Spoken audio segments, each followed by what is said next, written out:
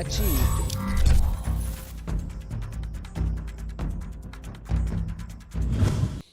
What is up, everybody?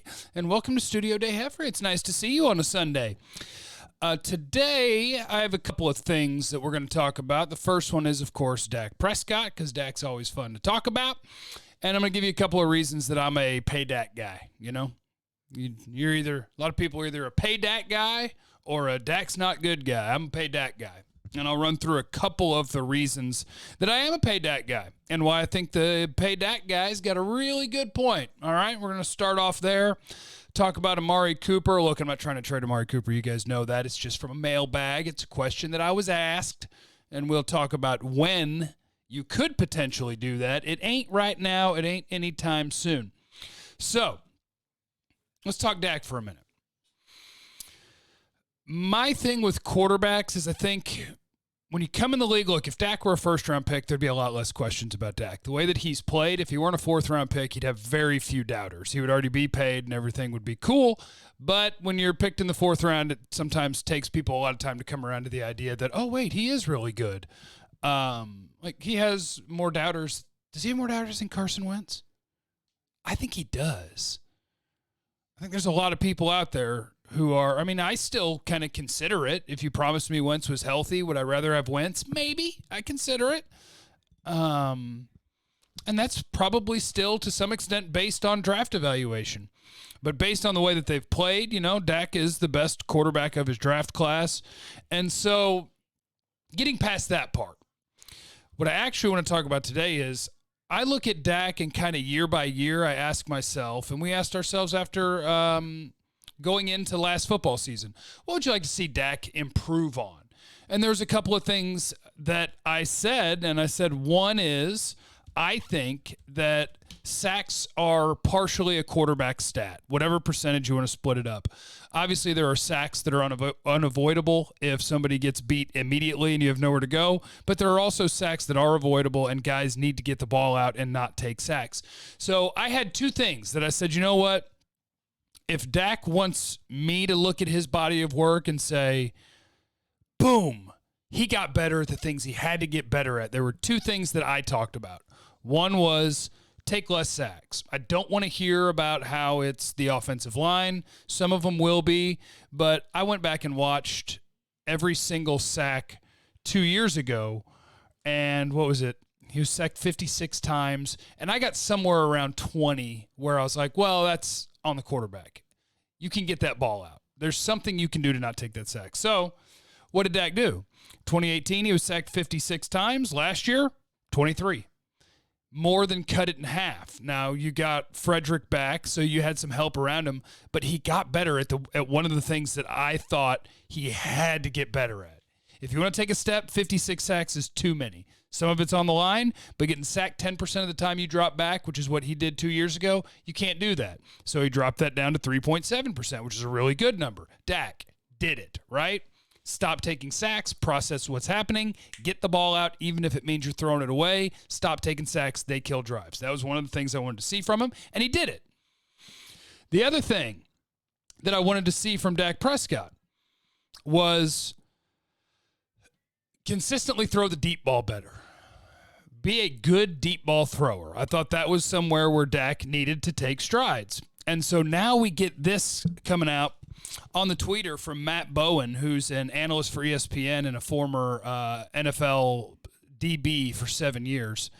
And this is QBR, total QBR, not old school quarterback rating. Nobody cares about that.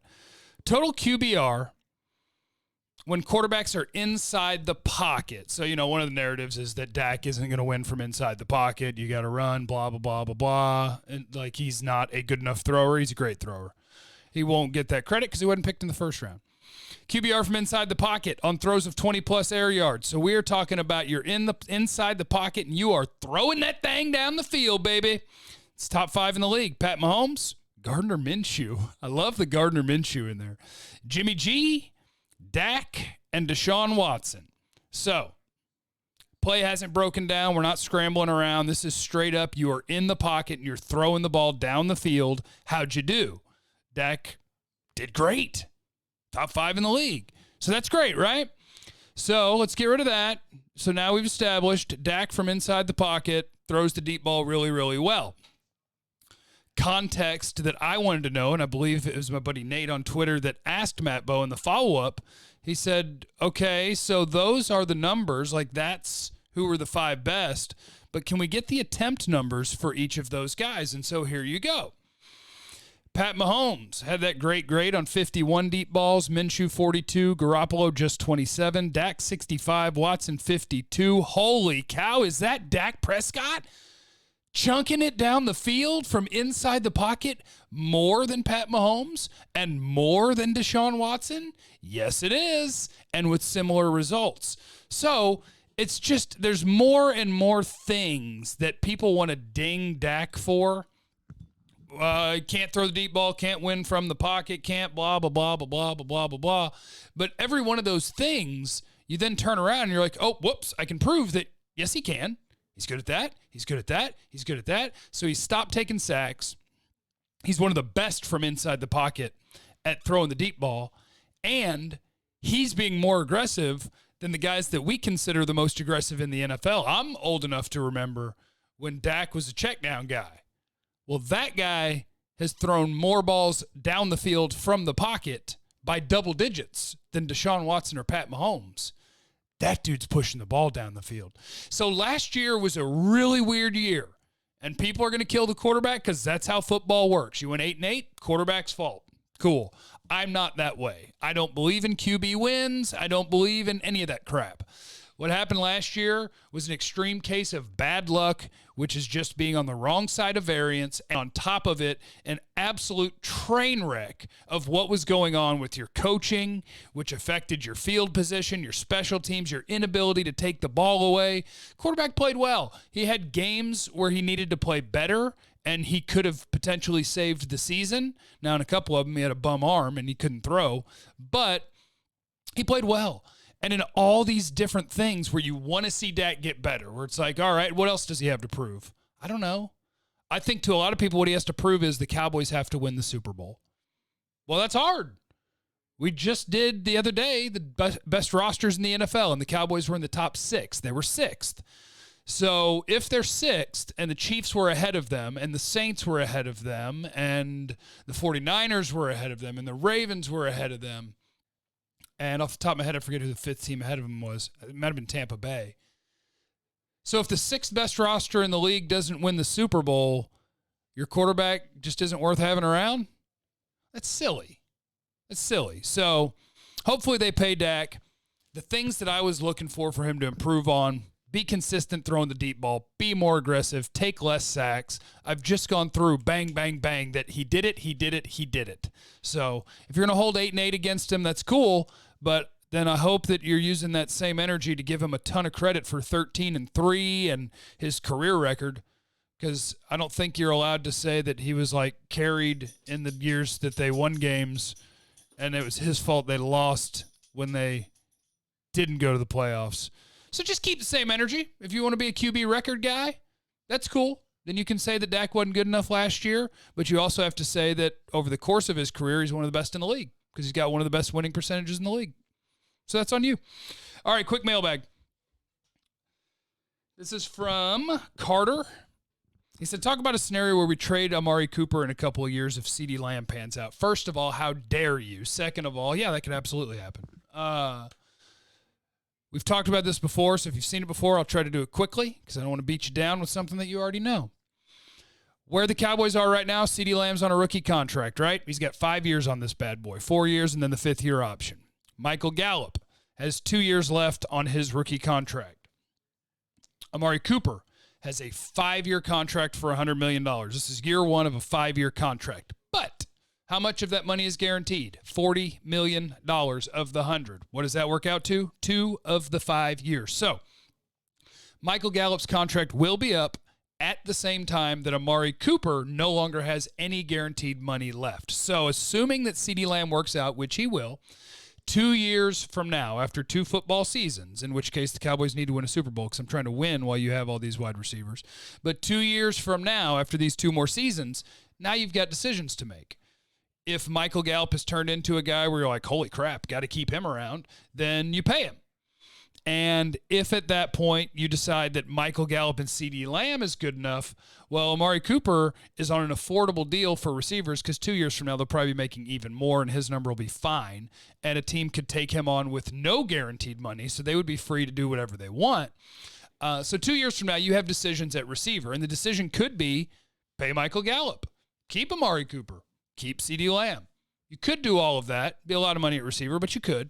Or you could say pay Michael Gallup, trade Amari Cooper with no cap penalty because after 2 years he's out of guaranteed money. So that's just $20 million off the books. Whatever you get in return for him, and you pay Michael Gallup, and you keep CeeDee Lamb, and you find your next wide receiver, you can do that. Or you could let Michael Gallup walk 2 years from now, hopefully get a nice little comp pick, or you could tag and trade him. But basically they're in a really good spot at receiver because 2 years from now, you have all the choices in the world with how you want to play that out because their contracts match up very well. Next thing. Where'd it go? Oh, I forgot a Dak thing. Gosh, I forgot a Dak thing. Hold on. There was one more graphic that I wanted to do for Dak. This is from my buddy at Not To Be Trite, Mike White on Twitter. He's a good Cowboys follow. This is Dak Prescott versus Russell Wilson. If you're into the nerd numbers, which I think you guys probably know by now that I am, it's expected points added. It's, just a good way to measure how much you're helping your team win. Expected points added per play. And this is Russell Wilson's first 4 years versus Dak Prescott's first 4 years. Now, Dak Prescott's 2017 and 2018, you could point to and say those were the worst 2 years between these two quarterbacks of all of them. But then 16 and 19, Dak is better than every season but Russell Wilson's fourth season. Like, the two guys are on a fairly similar path. So if you think Russell Wilson's really good, but you're worried about Dak Prescott, I just don't know, man. Just let it happen.